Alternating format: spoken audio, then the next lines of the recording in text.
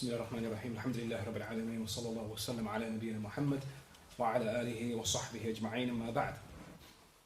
نعم. So we continue with our reading into Kitab al-Ilm from Ṣaḥīḥ al-Bukhārī with the explanation of Shaykh Zayd al-Madkhalī raḥimahullāh ta'ala. And in the last lesson we covered the bab fadl al-ilm, the virtue and superiority of al-ilm, of knowledge. And today we commence with the next bab, the next chapter, bab من سئل علما وهو مشتغل في حديثه فأتم الحديث ثم أجاب السائل.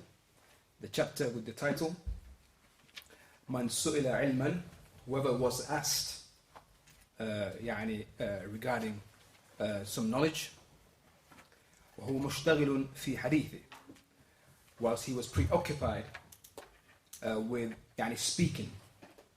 فأتم الحديث, and so he completes his speech with whoever he was speaking with.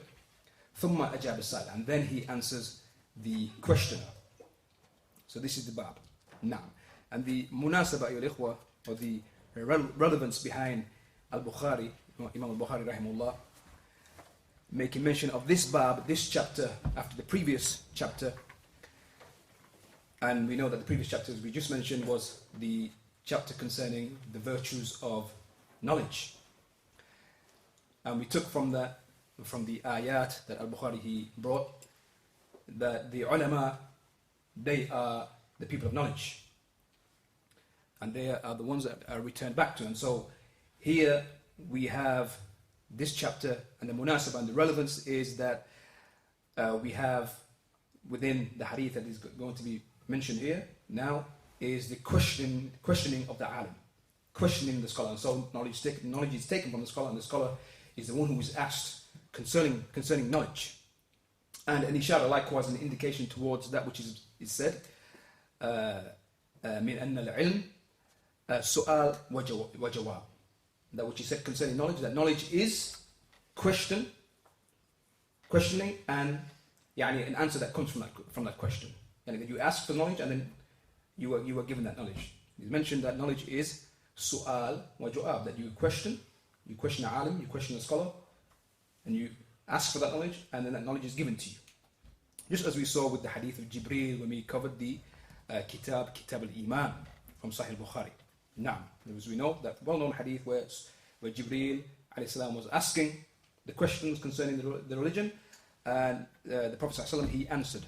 Now, حدثنا محمد بن سنان. So this is the chain al-Bukhārī brings. He says, حدثنا, narrated to us Muhammad ibn Sinan.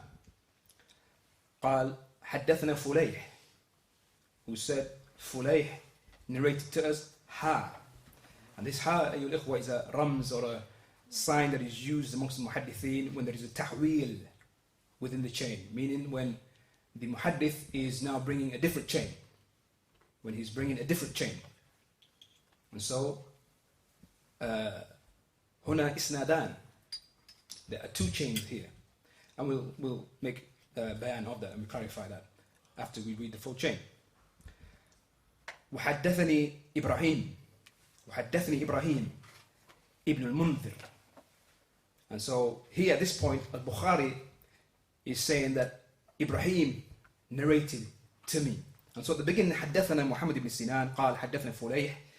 This is his first chain, and Bukhārī is saying حدثنا محمد ibn Sinan, that Muhammad ibn Sinan, he narrated to us. And then he brings another chain, وحدثني Ibrahim. Now Bukhārī is saying that Ibrahim narrated to me. And so the first chain, the beginning of that isnad, is Muhammad ibn Sinan, and the second chain is Ibrahim ibn al-Mundhir, who is narrating to the Bukhārī. And so the scholars, they make mention here where muhaddith, where he mentions haddathana Muhammad ibn Sinan, whenever he says haddathana, the plural is used, haddathana, narrated to us. This means that either the scholar narrated the hadith, or someone read the hadith to the shaykh or to the muhaddith, and there were more than one person present. So it wasn't just narrated to al-Bukhārī, haddathana, narrated to us, and there were others present along with al-Bukhārī. However, when he said حدثني Ibrahim ibn al-Mundhir, he used the single form, so it was only here, Ibrahim only narrated to al-Bukhārī. So that's the benefit we take from whenever the muhaddith mentions the plural form, حدثنا, narrated to us, meaning there were others present, from the students who were present and heard the hadith. But here, حدثني Ibrahim ibn al-Mundhir, only Bukhari was present when Ibrahim narrated this hadith. قال حدثنا محمد ibn Fulayh, who said, Muhammad ibn Fulayh narrated to us. قال حدثني أبي, who said, my father narrated to me. Now this Abi here is, go back to the first chain, that Fulayh, because the first chain was what? Muhammad ibn Sinan, who said, حدثنا Fulayh narrated to us. And the second chain from Ibrahim ibn Mundhir, who said Muhammad ibn Fulayh, that Muhammad, the son of Fulayh, who said, my father said. And so here now the chain comes back together, or it joins at this point here. It joins at Fulayh. قال, who said حدثني هلال ibn Ali, who said Hilal ibn Ali narrated from Ata, who narrated from Ata ibn Yasar, and Abi Hurayrata رضي الله عنه, who narrated from Abu Hurayrah رضي الله عنه, قال, who said بينما النبي صلى الله عليه وسلم في مجلس يحدث القوم جاءه أعرابي. يعني on an occasion when the Rasul صلى الله عليه وسلم, when the Prophet صلى الله عليه وسلم was in a gathering and in a sitting, speaking to the people, يحدث القوم, he was speaking to the people, جاءه أعرابي, a Bedouin came to him, فقال, and he said, متى الساعة, he said, when is the hour? فمضى رسول الله صلى الله عليه وسلم يحدث, فمضى يعني استمر. The Rasul صلى الله عليه وسلم, he continued to speak. Yani he didn't answer the side, he didn't answer the questioner. He continued with his speech as he previously was, yani to the people he was speaking with. فقال بعض القوم, and so some of the people they said سمع ما قال. Some of the people they said he heard. The Rasul he heard what this Bedouin said. فكره, but he heard what he said, but he disliked it. فكره ما قال, that he disliked what he said. وقال بعضهم, and some of them they said بل لم يسمع. Some of them said, rather, no, he didn't hear. He didn't hear the Bedouin when he asked the question. That's why he didn't answer him. That's why he continued to speak. حتى إذا قضى حديثه قال, يعني until he had finished his speech with the people, then he said, أين أراه السائل عن الساعة. He said, where is the questioner who asked concerning the hour? قال, the meaning of أرى here is, this is Muhammad ibn Fulayh. He doubted. Yani he doubted when he was narrating the hadith. When he was narrating this hadith, he had shak and doubt came to him whether the Rasul said Aina as-Sa'il. So he said Aina urahu. That's this word urahu is from the narrator, not from the Rasul. That is from the narrator, who's basically saying أظن أنه قال أين السائل. That I think that he said the Rasul أين السائل. Where is the questioner who asked concerning the hour? قال ها أنا يا رسول الله. He said, here I am, O Messenger of Allah. قال, and so the Rasul he said, فإذا ضيعت الأمانة فانتظر الساعة. That when the trust and يعني moral responsibilities and honesty is lost, when trust is lost, فانتظر الساعة, then wait for the hour. قال, he said, يعني the Bedouin, the man, he said, كيف إضاعتها. He said, how will that be lost? How will this trust be lost? قال صلى الله عليه وسلم, the Rasul صلى الله عليه وسلم, he said, إذا وصل الأمر إلى غير أهله فانتظر الساعة. يعني if the matters, يعني the matters of trust are given to other than its people, then wait for the hour. Now, so this is the hadith narrated by Bukhari. Only Bukhari narrates this hadith. Muslim doesn't narrate this, or any of the narrators of the Sunnah, the muhaddithin from who record the books of Sunnah. Al-Bukhari, he narrates this hadith. Now, as we mentioned, there are two chains here. Two chains. The first chain is Muhammad ibn Sinan, Bukhari, who says Muhammad ibn Sinan narrated to us, who said Fulayh narrated to us. And then he brings a new chain, right? from Ibrahim ibn Mundhir قال حدثنا محمد بن فليح قال حدثني أبي, who said my father narrated. So this point now, this is Fulayh again from that first chain. And so if we break this down, the first chain is Muhammad ibn Sinan, who narrates from Fulayh, who narrates from Hilal, Hilal, he narrates from Hilal ibn Ali, who narrates from Ata, who narrates from Abu Hurairah. Naam? How many individuals there? Naam? Five narrators. Okay, that's the first chain. The second chain is man?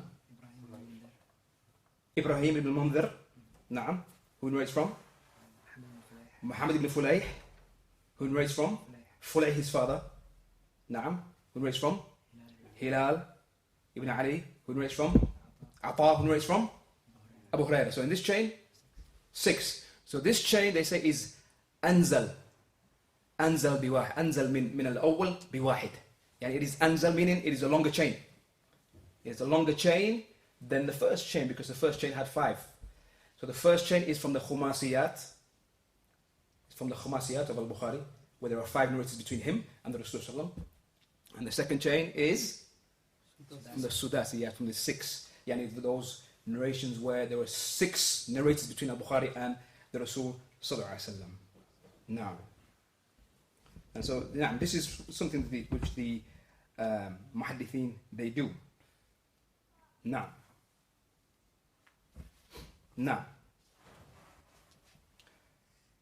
and so we translated the meaning of the hadith, and now we come to the explanation of Shaykh Zayd al-Madkhalī raḥimahullāh ta'ala, and he begins by saying as-sanad, يعني the isnad, the chain of narration, as-sanad. قال, and he gives an example, is when it is said حدثنا فلان, that so and so narrated to us, عن فلان that so and so narrated from so and so حتى يصل إلى النبي صلى الله عليه وسلم من خصائص هذه الأمة. He says that the sanad, the chain of narration, when it is said that so and so narrated from so and so, who narrated from so and so on, until it reaches the Rasul sallallahu alaihi wasallam, then this is from the khasa'is of this ummah. It is from these matters that are specific to this ummah and this nation. Naam. وَهُوَ فَضِيلَةٌ, and it is a virtue for this ummah. This ummah يعني protected the sunnah of its Rasul sallallahu alaihi wasallam. Likewise the Quran. But in the sunnah we know that the scholars went يعني to great extents and يعني and they يعني put forward great effort in preserving the ahadith, and that was done via the chains of narration, and يعني investigating and looking into the chains of narration and being يعني strict when it came to affirming something upon the Rasul sallallahu alaihi wasallam. And so that is why they paid special attention to the affairs of men and يعني the conditions of men, whether they were trustworthy, whether they were يعني strong in their hifd and their memorization and so on, whether they يعني were udul, whether they were trustworthy, and whether they were يعني people to be narrated to narrate from, and so on. This is from the khasa'is of this ummah, as the Shaykh mentions. وهو فضيلة ولله الحمد. It is a virtue, and all praise belongs to Allah.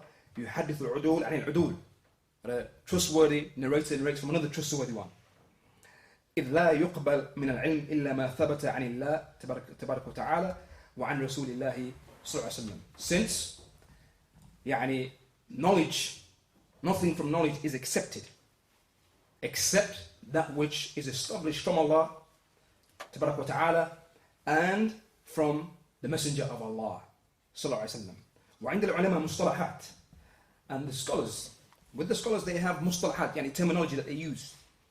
فإذا جاء مثل هذا الرمز كحرف حاء, and so if there comes the likes of this يعني sign here, or this يعني letter, the ha أثناء السند, during the chain of narration, معناه انتقال من سند إلى سند آخر.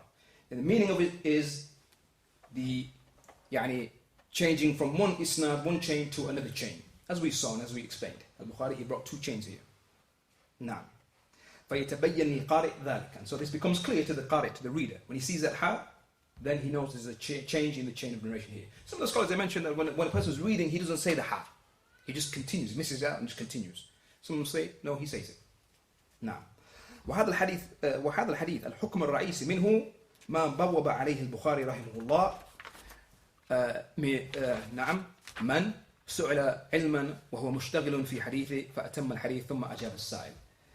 The Shaykh, he says that this hadith, the main ruling that's taken from this hadith is that which al-Bukhari, that with which he placed the chapter heading, or for what he placed the chapter heading.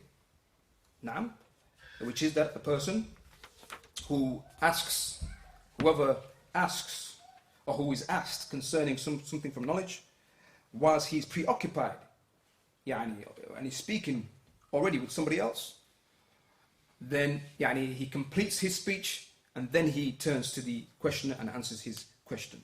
نعم قد يكون الإنسان مشتغل في حديث ما.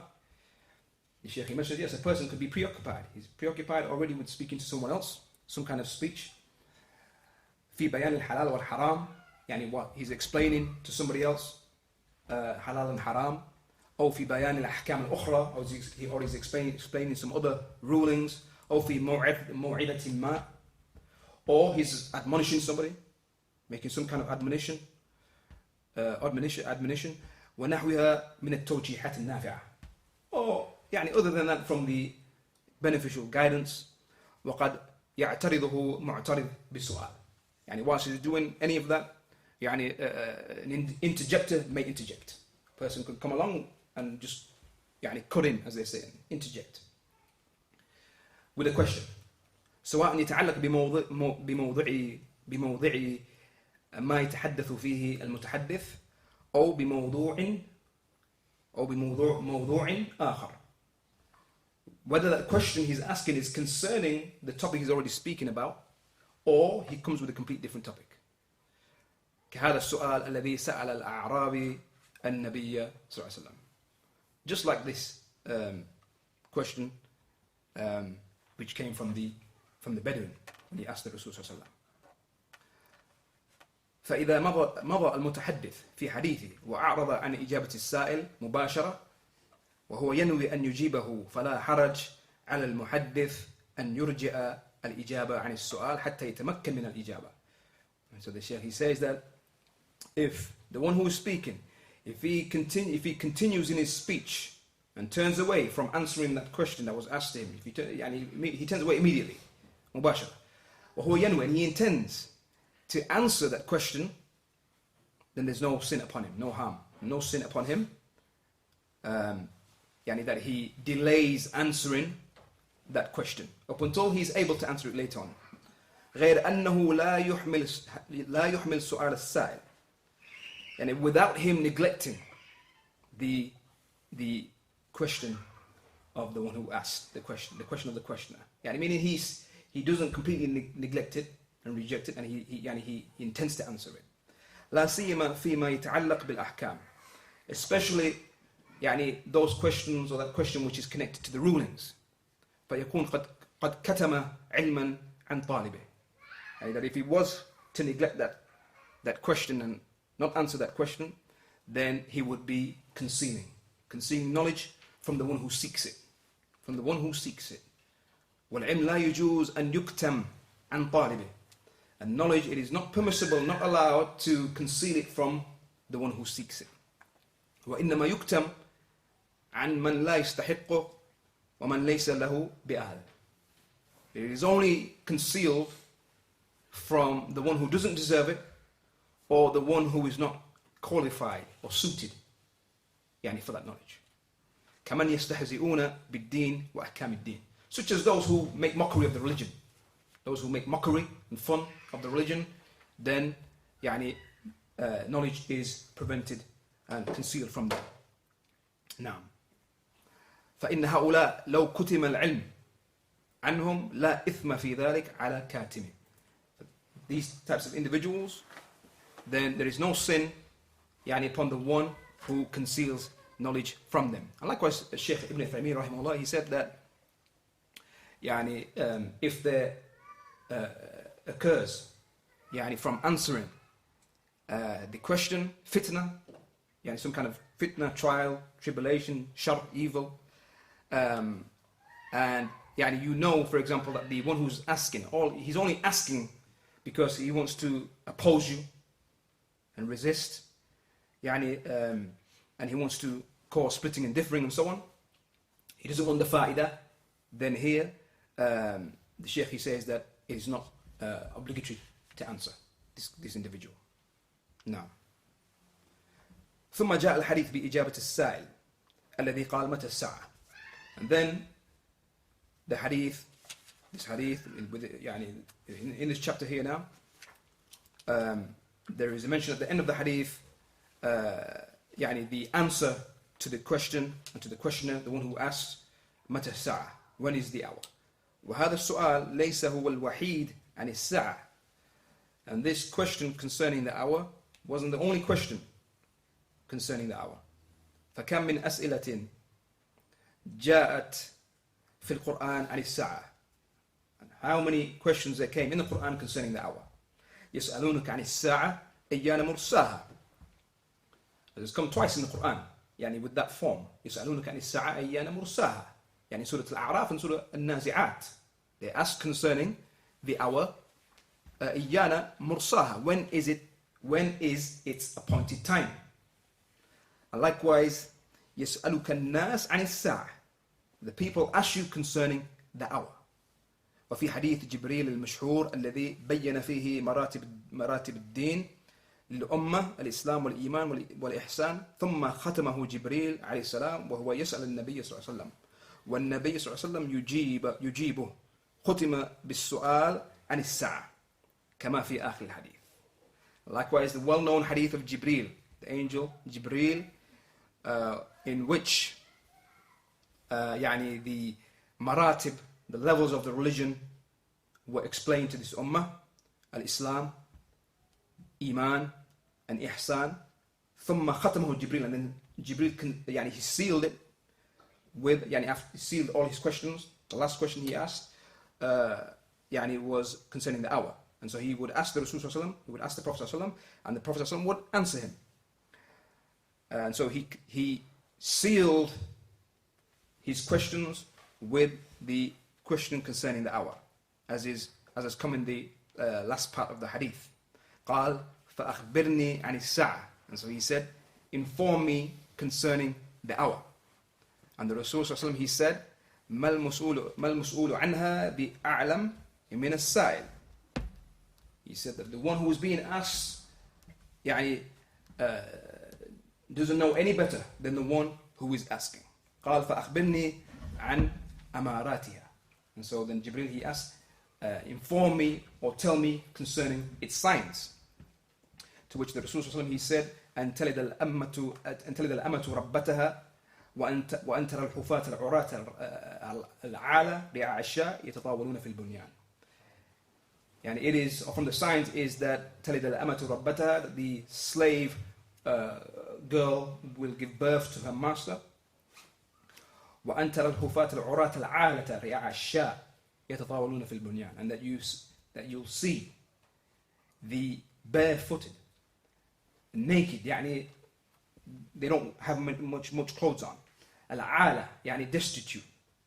رعاء الشاء shepherds vying with one another, competing with one another in constructing and building constructions and so on. Now, and that hadith we explained in Kitab al-Iman, and likewise before that when we read through the explanation of the 40 hadith of Imam Nawawi. And so the Shaykh, he says that in this hadith, the A'rabi, the Bedouin, he said, Mata Sa'a. He said, when is the hour? As for the A'rabi, some of the scholars, they would go to the extent where possible to try and find out or try and research and look into who this person was.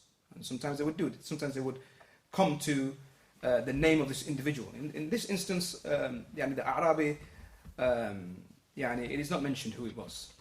And it is not muhim, it is not important. It doesn't really change the meaning of the hadith. نعم.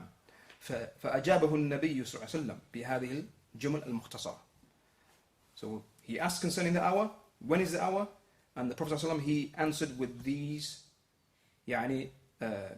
concise sentences. Brief and concise sentences. وَأَعْطَاهُ الْعَلَامَةَ الْبَارِزَةَ. And he gave him a clear, open sign. And he said, فَإِذَا ضُيِّعَتِ الْأَمَانَةِ فَانْتَظِرِ السَّاعَةَ. He said, when the trusts are lost, then wait for the hour. وَالْأَمَانَةِ اسم عام لكل ما اؤتمن عليه. For those who have the Arabic, the verb اؤتمن, that first alif with the hamza above, that's a mistake. It's hamza to wasl, so there should be no hamza above that alif. لكل ما اؤتمن عليه المكلف من الحقوق التي بينه وبين الله ومن الحقوق التي بينه وبين الخلق. يعني the word amana, trusts, responsibilities, this word here, it's in the hadith, is a general term for everything that a person is entrusted with. From the rights that are between him and Allah, and likewise the rights that are between him and the creation, from the people and the creation. Now, قد قال الله عز وجل, Allah, He said in the Quran, إن الله يأمركم أن تؤدوا الأمانة إلى أهلها. That Allah commands you that you render back the trust to whom they are due. You render the trust back to those to whom they are due. وقال سبحانه إنا عرضنا الأمانة على السماوات والأرض والجبال فأبين أن يحملنها وأشفقن منها وحملها الإنسان إنه كان ظلوما جهولا. That we offered the trust to the heavens and the earth and the mountains. فأبين أن يحملنها. And they refused to accept that trust. The heavens and the earth and the mountains. وأشفقن منها. And they were afraid of it. وحملها الإنسان. But man, he bore it. He bore that trust and that responsibility. إنه كان ظلوما جهولا. Indeed, he was unjust to himself and ignorant of its results, of taking on that trust. وكل ما اؤتمن عليه الإنسان من التكاليف الشرعية ومن الحقوق الإنسانية فهو أمانة يجب عليه أداؤها. Everything that a person is entrusted with from those legislative responsibilities, from the Sharia, and likewise from the rights of the human beings, then all of that is a trust which is يجب عليه أداؤها.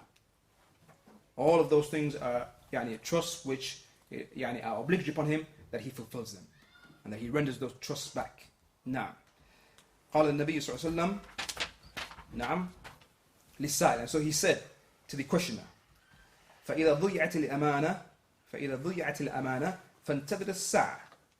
When the trusts are lost, then wait for the hour. قال, the Bedouin, he said, كيف إضاعتها. He said, how will those trusts be lost? To which the Rasul sallallahu alaihi wasallam, he said, إذا وصل الأمر إلى غير أهله فانتظر الساعة. When the affair is given, and when the trust is given to other than its people, then wait for the hour. The Shaykh, he says, أي إذا أسندت الأمور التي تتعلق بشؤون الدين والدنيا إلى غير أهلها فذلك من علامات الساعة. So when the affairs which are connected to the affairs of the religion, those affairs that are from the affairs of the religion and the affairs of the worldly matters, when they are entrusted to other than their people, then that is a sign of the hour. والساعة قريبة من يوم بعثة النبي صلى الله عليه وسلم. And the hour is near, from the day that the messenger of Allah صلى الله عليه وسلم was sent. نعم أخبر بأنها قريبة من ذاك الزمن. That the messenger of Allah صلى الله عليه وسلم, he mentioned that the hour is near since that time, yani since his time.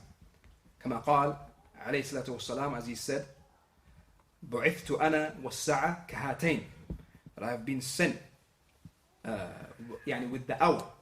I have been sent and that, يعني with the hour like these two. وقرنا بين السبابة والوسطى. نعم. أي بين بعثة النبي صلى الله عليه وسلم وبين قيام الساعة من القرب كما بين إصبعي السبابة والوسطى. And he, يعني when he mentioned the hadith, he put his index finger and his middle finger together. He joined them together. يعني meaning that between the sending of the Prophet ﷺ and the establishment of the hour, يعني there is, يعني they are extremely close. يعني من القرب. يعني to explain to them the يعني close nature of these two things. Just as يعني the two fingers, the index finger and the middle finger are close. فبعثته عليه الصلاة والسلام, so the sending of the Prophet ﷺ is من علامات الساعة, from the signs of the hour. وكم مضت من القرون من يوم بعث النبي صلى الله عليه وسلم إلى يومنا هذا. And how many generations have passed? يعني since the day that the Prophet ﷺ was sent. إلى يومنا, there's a meme missing there. إلى يومنا هذا, until this day of ours. يعني the generations that have passed since that time. وكأن الساعة على وشك. وكأن الساعة على وشك. يعني it is though the hour is on the verge. It is يعني in a hurry. It is on the verge. وعلى قرب, and it is near. ولكن الله أخفاها عن خلقه. However, Allah, He hid the hour from His creation. وقال للنبي صلى الله عليه وسلم, and He said to the Prophet صلى الله عليه وسلم, لما سأله الناس عن الساعة, when the people asked concerning the hour, قال, he said, فيما أنت من ذكراها إلى ربك منتهاها. يعني you have no knowledge of the hour, يعني and the mention of the hour, يعني when it is, or anything about it, you have no knowledge of it. نعم. إلى ربك منتهاها. Its term belongs to your Lord. To your Lord belongs its term. نعم. وأعلمه بوظيفته ومهمته. And he taught the Prophet ﷺ, يعني his responsibility, the responsibility of the Prophet ﷺ, after telling him that he has no knowledge of it, but that its term and the knowledge of its term and when it is, it belongs to his Lord. He then taught him يعني his responsibility. نعم. And that which is important for him. إنما أنت منذر من يخشاها. Indeed, you are only a warner. You are only a warner for the one who fears it, for the one who fears the hour. كأنهم يوم يرونها لم يلبثوا إلا عشية أو ضحاها. يعني the day when they will see the hour being established, يعني it will be as though they remained on the earth إلا عشية أو ضحاها. يعني for an afternoon, for a single afternoon or a morning. يعني نعم. وقال عز وجل وما أمر الساعة إلا كلمح البصر أو هو أقرب. Allah said, and what is the matter of the hour except كلمح البصر, يعني except like the twinkling of the eye, يعني the blinking of an eye. أو هو أقرب, or it is nearer, closer. وقال تعالى لا تأتيكم إلا بغتة, that it shall not come to you except all of a sudden. إلا بغتة, except all of a sudden. كل ذلك لتستعد الخليقة بصالح العمل للقاء الله تبارك وتعالى الذي يتم الجزاء عليه يوم تقوم الساعة. And all of that is so that the people, the creation, and the people that they may prepare with salih al-amal, with righteous actions, for that meeting with Allah تبارك وتعالى الذي يتم الجزاء عليه, and for which he will be rewarded, those actions, يوم تقوم الساعة, the day when the hour is established. فإذا أسندت الأمور إلى غير أهلها فذلك علامة على قيام الساعة كما أبان ذلك النبي صلى الله عليه وسلم. And so when the affairs are given to other than their people, when you see people entrusted, people who don't deserve to be entrusted with these particular matters, when you see that taking place, then know that is, then the Shaykh says that is a sign of the hour being established and drawing near, just as the Prophet ﷺ made that clear. Now, and so this is the hadith from this chapter, from the ahkam of this hadith, and some of the benefits from this hadith, or some of the rulings we take from this hadith, as Ibn Ḥajar, as Hafidh Ibn Ḥajar, he mentioned in his explanation of Ṣaḥīḥ al-Bukhārī, well-known explanation, Fath al-Bari, Ibn Ḥajar, he brought some benefits, and we quote Ibn Ḥajar here. He mentions that in this hadith there is the tanbih ala adab al-alim wal-muta'allim. In this hadith we see, or there is a reminder to us, a reminder of the adab, the behavior of the alim, the scholar, and the mu'allim, the teacher, and likewise the learner, the one who is learning. Now, and so we see that the Rasul sallallahu alaihi wasallam, he left off rebuking and showing any harshness to the Bedouin when he asked him and interrupted and interjected when he was speaking to the people. He left off rebuking him, but rather he corrected him, or he was teaching him by turning away from him. So he didn't rebuke him, but he turned away from him, so he kind of like reprimanded him by way of not answering his question and just turning away from him.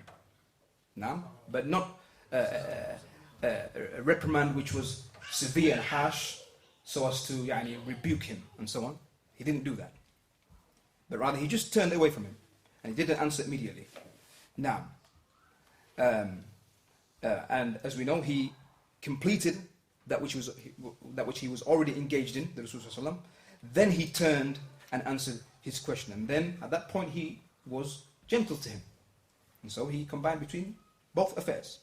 Now, between teaching him and at the same time being gentle with him. Now, and in particular the Bedouins, because the Bedouins, they were known for being rough and coarse. Now, and likewise we see that the muta'allim, and the one who was learning here, the questioner, we see that when he asked the alim, and here in this case the Rasul sallallahu alaihi wasallam, he was preoccupied with other than this man. He was already preoccupied with something else, that the Rasul sallallahu alaihi wasallam, he gave precedence to that which he was already engaged in, and he gave that priority. Now, and so what we take from this is the principle of giving priority to that which came first, or as is said in English terms, first come, first serve. First come, first serve. That is why the principle in the Sharia, هذه الأماكن لمن سبق إليها, that these places are for those who came to them first. As it's come in that hadith, that Rasul he said, من سبق إلى ما لم يسبق إليه مسلم فهو له. That whoever proceeds to that which another Muslim has not preceded him in, then that is for him. And that is for him. So first come, first serve. Now, likewise, what we take from this hadith is the muraja'atul alim. نعم إذا لم يفهم ما يجيب به حتى يتضح لقوله كيف عباتها. And likewise, what we take from this hadith is going back to the alim, asking him again if it wasn't clear from his answer. The answer he gave, if the answer he gave it still wasn't clear, then you can ask him again. Because the Bedouin, he said, كيف عباتها. He said, how will that trust be lost? Now, And so there's no harm in going back to the scholar and asking him another question. Likewise, فيه إشارة إلى أن العلم سؤال وجواب ومن ثم قيل حسن السؤال نصف العلم. Likewise, in this hadith, there is an indication towards the fact that knowledge is su'al wa jawab, as we mentioned at the beginning. Knowledge is question and answer. And that is why it is said that husn al-su'al nisf al-ilm, that asking a good question and asking it in a good manner, and a good question is half of knowledge. Because knowledge is what? Question and answer. Knowledge is two things, question and answer. So question is half of knowledge. Now, there's something similar that came in another hadith, and as the Shaykh he mentioned, كم من أسئلة جاءت في القرآن عن الساعة. Likewise, يعني you can say the same about the Sunnah. كم من أسئلة جاءت في السنة عن الساعة. How many questions came likewise in the Sunnah? يعني people coming to the Rasul asking him about the hour. The hadith narrated by Anas ibn Malik, the hadith quoted by Imam al-Tirmidhi, يعني well-known hadith, when a man came asking again, متى الساعة? When is the hour? However, again, something very similar. The Rasul didn't answer straight away. He didn't answer straight away.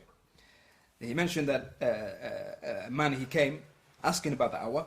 فقام النبي صلى الله عليه وسلم إلى الصلاة. The Prophet صلى الله عليه وسلم, he stood and offered the prayer because the iqamah was given. He didn't answer the question. Just similar to this hadith. He didn't answer straight away. He prayed first. فلما قضى صلاته قال أين السائل? And then after finishing the prayer, he said, where's the questioner? Where is that person who asked? فقال الرجل أنا يا رسول الله. So the man, he said, it is me. I am the one who asked. And then the Rasul صلى الله عليه وسلم, he said, ما أعددت لها. He said, what have you prepared for it? What have you prepared for the hour? And then he said, ما أعددت لها كبير صلاة ولا صوم. He said, I haven't prepared much from salat, from prayer, and from fasting. إلا أني أحب الله ورسوله. Except that I do love Allah and His Messenger. And so then the Rasul said, he said, Al-mar ma'aman ahab. He said that indeed a man will be with those that he loves. Wa anta ma'aman ahbabt. And you will be with those whom you love. Now, and there occurred likewise, ikhwan, similar questions where the Rasul would, when he was preoccupied already with something, khuṭbah, yani addressing the people, the Rasul yakhṭubu an-nas, he was addressing the people, then someone came and asked a question and he cut off his speech and then he went to ask the question. So this goes back to yani the nature of the question. If it is a question which it is not imperative that it is answered there and then. And that which the person is already preoccupied with is awla, is foremost that it is dealt with. Then, as we've seen here, a person can complete whatever he's already in and then answer the question. However, we have the hadith of Abi Rafa' in Sahih Muslim when he mentions that he came to the Prophet ﷺ وَهُوَ يَخْطُبْ, and he was addressing the people. And this is in as we said, the Sahih Imam Muslim, in Kitab al-Jum'ah, in the book concerning Jum'ah, التعليم في الخطبة, the chapter heading, teaching during the khutbah. And so Abi Rafa' he said that I came to the Prophet ﷺ and he was given the khutbah. And I said, Ya Rasulullah, رجل غريب يسأل عن دينه ولا يدري ما دين. That a man who's a stranger, there's a stranger here, basically there's a stranger here, and he's asking about his religion, and he's asking about Islam. He wants to know about the correct religion. And he doesn't know anything about Islam. فأقبل عليه. So the Rasul, he came. نعم. وترك خطبته. And he left the khutbah. He left the khutbah, he left addressing the people, and he left, and he came to me, and then he came to the man. فأتي بكرسي. And a chair was given to the Rasul, and he sat on the chair. And in that also, we take a benefit, because there are some who from like an over being overzealous in trying to refrain from worldly matters, zuhud, in the name of zuhud, in the name of abstention. They say, I'm not going to sit on a chair, I'm going to sit on the floor, be humble and so on. This is something which the Rasul did not used to do. He used to be humble and so on. But he would see, clear, hadith in Sahih Muslim, the Rasul sat on a chair. Chair was brought to him and he sat on the chair. He sat on the chair. Naam. And this is something which occurs. You see, every now and then you see a brother who refuse to sit on the chair or refuse to sit at a table and so on, and these kind of things. But here we see a clear proof that the Rasul, they brought the chair to him and he sat on the chair. Now, and so he sat on the chair, وَجَعَلَ يُعَلِّمُنِي, and he began to teach me. مِمَّا عَلَّمَهُ اللَّهِ, he taught me that which Allah taught him. The Rasul, he taught him the religion. Taught him what al-Islam was. Now, ثُمَّ أَتَى خُطْبَةَ فَأَتَمَّ آخِرَهَا, and then he came back and he completed the khutbah, the last part of the khutbah. Now, and so we see here that in this situation where there is a darura to answer this question, even if it means leaving the khutbah. The Rasul, he left the khutbah. It's mentioned, there is ihtimal here, whether it was the khutbah of Jum'ah, or whether it was just a general khutbah, general address to the people. Now, however, there is another chain where Anas says that the salah was established, meaning the iqamah was given, and then the man came to him, and the Rasul, he spoke to the man, he answered his question, up until the people were waiting and half they were falling asleep. Some of the people were falling asleep. Meaning the iqamah was given, but the Rasul was answering the question and they were waiting for him to come and lead the prayer, until some of them began to nod their heads from sleep. And then he came and then he prayed. And so we see from this also, as the scholars they mention, that we also take from this that in the time of the Rasul, the time of the Sahaba, they wouldn't do as we see many of the people do in the Masjid. They wait, they announce that the Salah Jama'ah is going to be at, for example, 8:30. For example, let's just say a particular prayer, 8:30, and they wait for 8:30 exactly. If it goes a minute over, you find them panicking. This is something which is not from the Sunnah. In fact, the scholars have mentioned this is a bid'ah if a person holds it to be wajib when they behave in a manner in which you would take from it that it is wajib to them, it is obligatory. And so we find here the Rasul, when he was teaching this man, in fact he left the khutbah. He left the khutbah, and the scholars show that they say that from the benefit from this hadith also is that it is permissible for the khatib that he moves around. That he moves around during the khutbah. If he needs to go move, come down from the minbar and see to something, this is permissible for the khatib. But again, these are matters which most of the people, if this was to be done in the mosques, how many of them would find it strange?